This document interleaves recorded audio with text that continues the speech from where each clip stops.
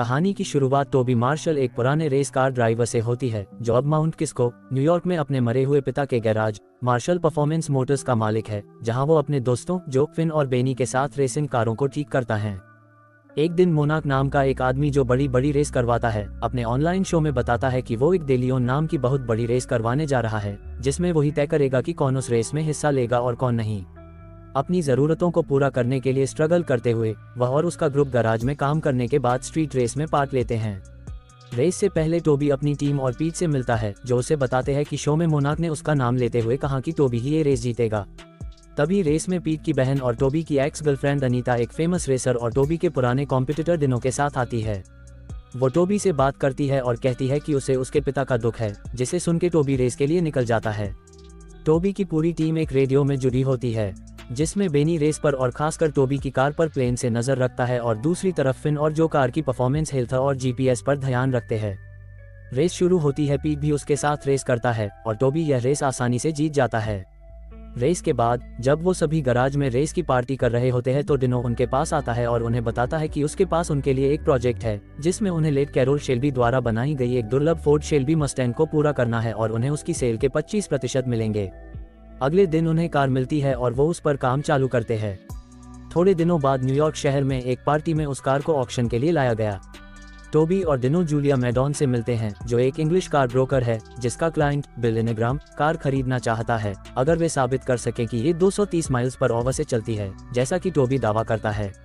डिनो के मना करने के बावजूद टोबी मस्टैंग को एक लोकल रेस ट्रैक पर ले जाता है और उसे आसानी से 234 माइल्स पर ऑवर की रफ्तार से चलाता है, जिससे इनेग्राम इसे $2.7 मिलियन में खरीदने के लिए राजी हो जाता है।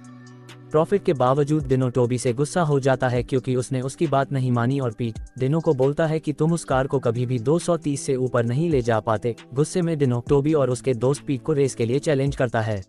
डिनो ऐलान करता है कि अगर टोबी उससे जीत जाता है तो वो मस्टैंग की सेल से अपना पूरा हिस्सा उसे दे देगा और अगर वो जीत गया तो टोबी को अपना हिस्सा छोड़ना होगा।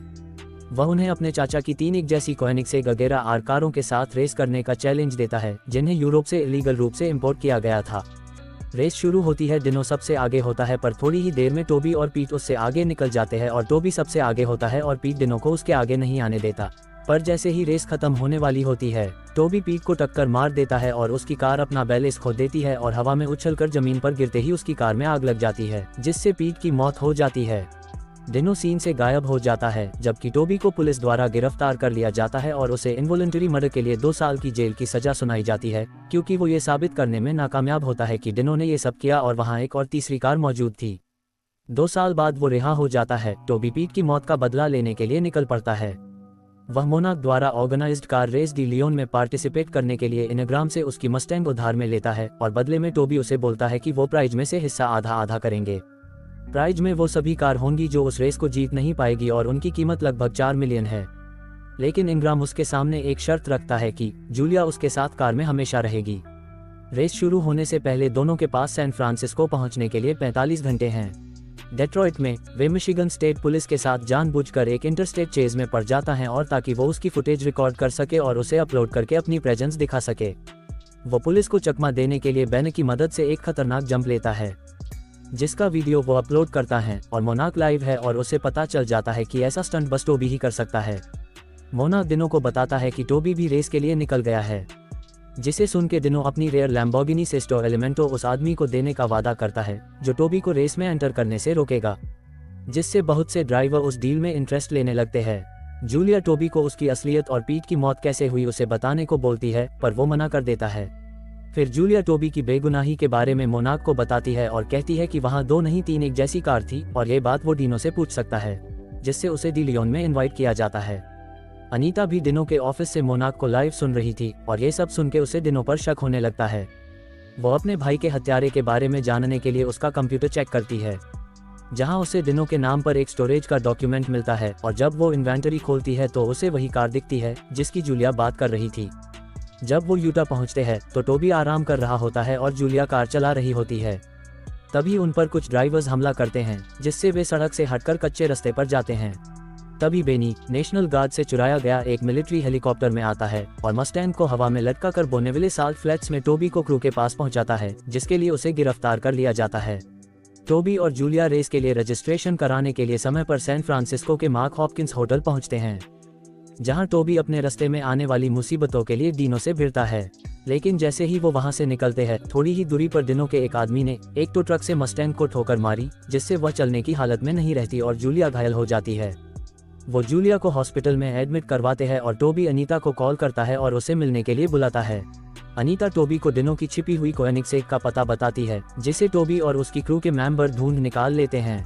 टोबी जूलिया से हॉस्पिटल में मिलता है और उसे चूमकर अपनी फीलिंग्स को उसके सामने रखता है और उसे बताता है कि उसने एक फास्ट कार का इंतजाम कर लिया है। अगली सुबह टोबी कार लेके निकलता है और मोनाक भी उसकी तरफ से अभी तक की सबसे बड़ी ऑर्गेनाइज्ड रेस के लिए तैयार है और बताता है कि रेस में कम से कम 7 मिलियन की कारें हैं। रेस वेन्यू पर डीनो पहले तो खुश होता है कि टोबी अभी तक वहाँ नहीं आ पाया है। दूसरी तरफ जूलिया नस से रेस देखने के लिए एक लैपटॉप मांगती है और बेन जेल में रेस देखने के लिए आईपैड का जुगाड़ कर रहा होता है।